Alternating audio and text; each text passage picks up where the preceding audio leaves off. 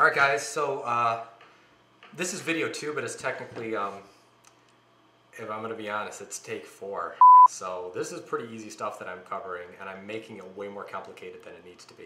And now I'm running out of daylight, so chop chop, let's get this done. Oh look, my lamp's in the way. This is my fancy lighting. Let's slide that on over. Okay, you gotta be kidding me. Alright, here we go. So today we're going to be discussing interest and dividends. This should be 5 minutes or less, and every time I shoot it, it ends up being like 14 minutes. It's simple. Just like the wage statements, 1099 INTs are like a W-2, 1099 DIVs for dividends are like a W-2. They're going to have all the same basic information. They're going to have the payer's name, the payer's address, the payer's ID number. Then they're going to have your client's name, your client's social security number, and your client's address. Then it's going to have the data that you need to enter in the tax return.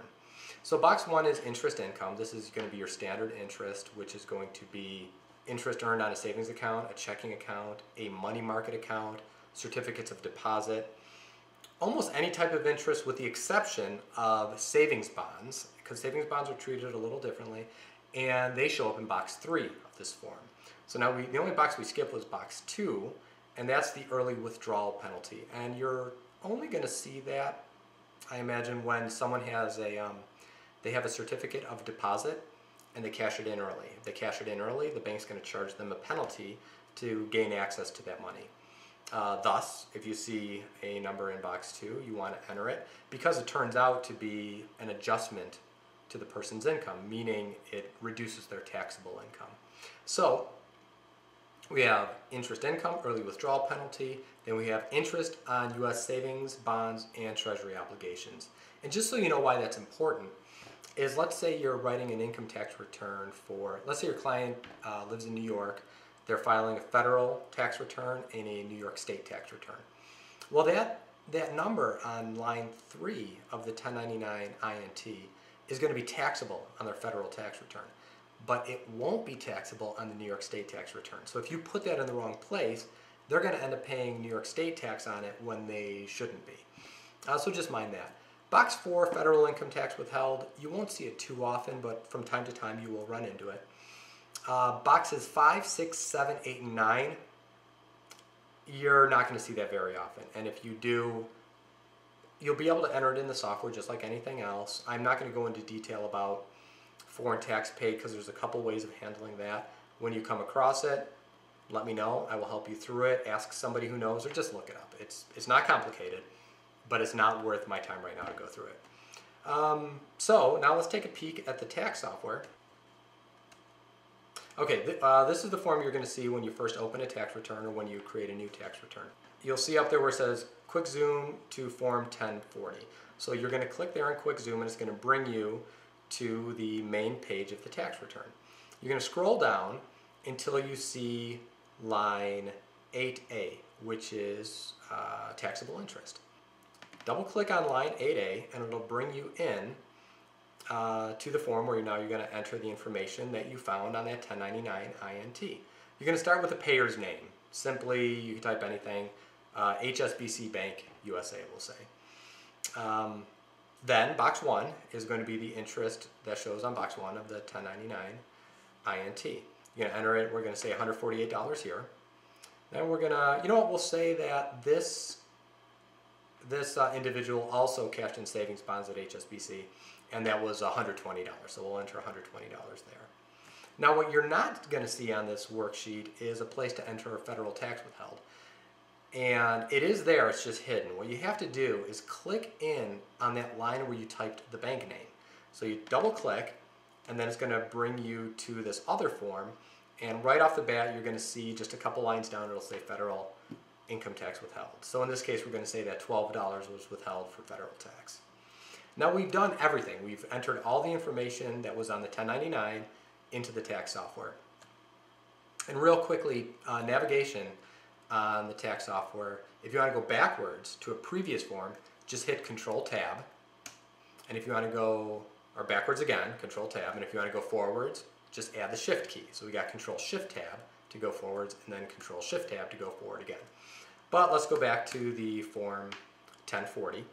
And we're going to do the same thing now with the 1099 DIV. So let's start by looking at the 1099 DIV. And this form, just like the INT, in fact very similar to the INT, is going to have information in box 1, well it's actually 1A, and very often also in box 1B.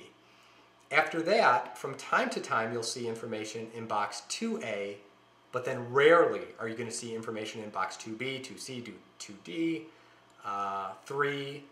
Sometimes again you're going to see federal tax or federal income tax withheld, box 4. And then 5, 6, 7, 8, and 9, you're not going to run into that much. And if you do, again, ask somebody, or I may cover this in a future video just to go into detail about dividends and about interest, but for now, you don't really need to know that. So this is what the 1099 DIV looks like. Now let's jump back to the tax software. Oh yeah, so just drop down to line 9A, double click on it, and that's going to bring you to the dividend worksheet. Now we're going to say this was paid by, I don't know, AXA. So we're going to type AXA in there, and we're going to say the total ordinary dividends were let's call it $2,190. And the qualified dividends, we'll say all of the dividends were qualified, and that brings us to another $2,190. Now box 2A, you will see somewhat frequently, it is capital gain distributions. And let's say in his case he had $95 for that. So go ahead and enter that there. If you did have federal tax, just like before, you would double click in on the name and it would take you to where you can enter that federal tax withheld. But in this case, we're not even going to worry about it. So now let's go back to the front of the 1040 and we're going to see now all of these lines are now populated by those numbers we entered. So you see on line 8A, what we entered on the worksheet is now showing up here. Line 9A and 9B, ordinary dividends and qualified dividends, they now show up here. And then those capital gain distributions end up showing up on line 13.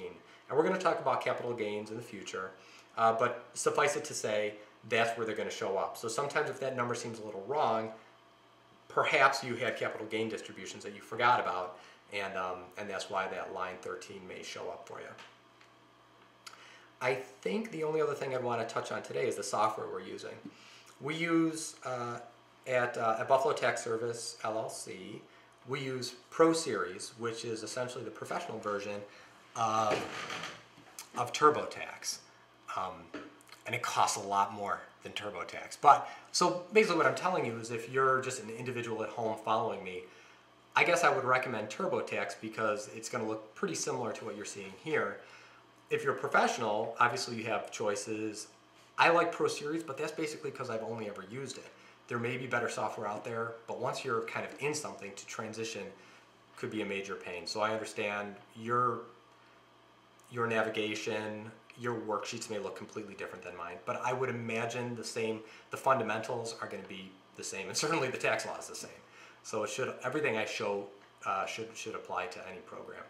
But if it's really coin flip for you, I would say use Pro Series. It's served me well over the many years. So I think that's enough for today. If you have any questions, again, hit me up, hit me a comment. If you think I'm going too fast, I'm going too slow, let me know. I really want to try and make these videos useful. I'm really making these videos just for one person, this rather amazing, wonderful person that I recently hired. But I thought if I'm making them, I may as well share them with anyone who might be interested. So hopefully there's even a greater use for them. That's it. I look forward to talking to you again, and study up. Bye-bye. I can't find the button.